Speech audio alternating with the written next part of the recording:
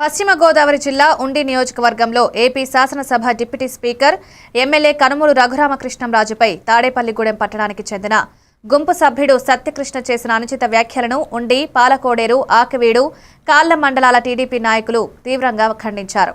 ఉండి నియోజకవర్గ అభివృద్ధికి కృషి చేస్తున్న ఎమ్మెల్యేపై అలా మాట్లాడడం సరికాదని, ఏదైనా హాని జరిగితే దానికి సత్యకృష్ణే బాధ్యుడని తెలిపారు. ఈ విషయంపై పోలీస్ స్టేషన్లో ఫిర్యాదు చేశారు.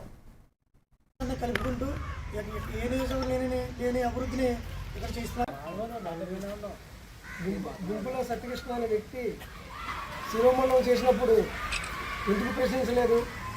డాక్టర్ గారు తాడేపల్లి గురించి చెప్పినటువంటి దళిత నాయకులని చెప్పుకునే గుంపుల సత్యకృష్ణ ఇలాంటి వ్యాఖ్యలు సరికాదు. ఎందుకంటే రాజ్యాంగబద్ధంగా మనం పోరాడవలసిన అవసరం. మాది ఉండి నియోజకవర్గం, త్రిపులార్ గారి నియోజకవర్గం.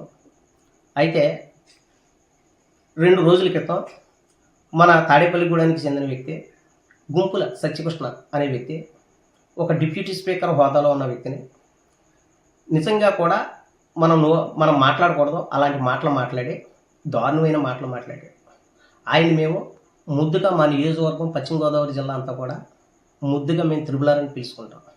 ఆయన ఎన్నో అభివృద్ధి కార్యక్రమాలు చేశాడు. కానీ ఎక్కడో తెలియని నియోజకవర్గం నుంచి వచ్చి ఈవేళ ఎంత ఘోరంగా మాట్లాడాడో అంత ఘోరంగా ప్రజలందరూ చూశారు ఆ వీడియోని. అయితే చాలా బాధేసి మేము కూడా రోడ్ల మీదకి ఎక్కి ధర్నాలు చేద్దాం అనుకున్నాం.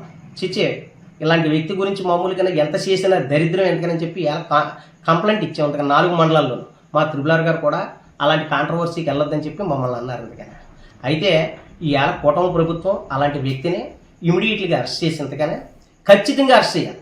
ఎందుకు అరెస్ట్ చేయాలంటే కూటమి ప్రభుత్వం నిజంగా కూడా ఒక డిప్యూటీ స్పీకర్ అంటే గౌరవించి